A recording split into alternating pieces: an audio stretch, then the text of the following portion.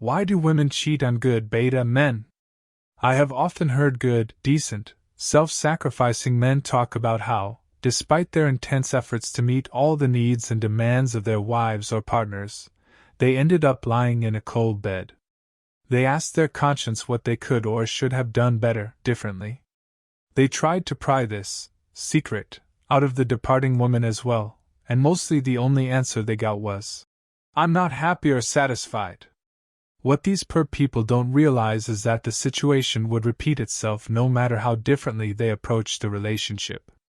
Let's rather look at the psychology of the hypergamous woman and look for the answer there. These women never really wanted a relationship with a good man. Women go into a relationship with a good man only for the purpose of survival.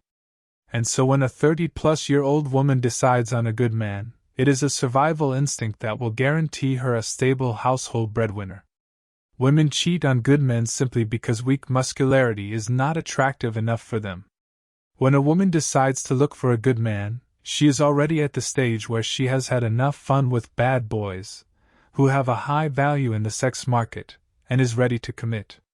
Namely, the approach of bad boys was and always will be pump and dump.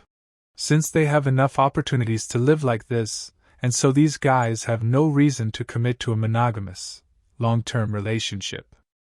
And so if she wants to establish a stable household necessary to raise children, she is forced to switch her interest to beta males, even if it is not to her liking. But that doesn't mean she's lost her desire for bad boys. And so she often lives a double life, where she is outwardly a decent, self-sacrificing mother and continues to hunt down bad boys in her spare time.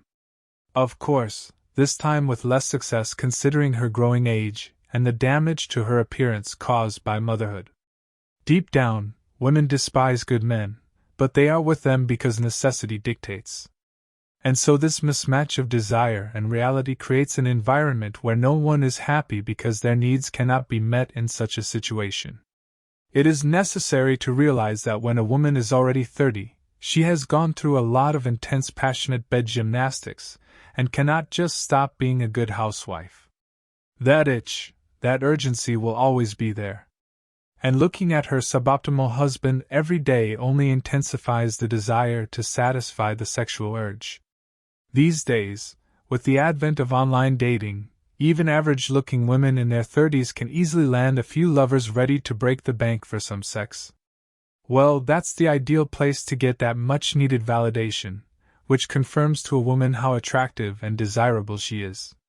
In such a social environment, it is difficult to be faithful and even more difficult to form meaningful relationships.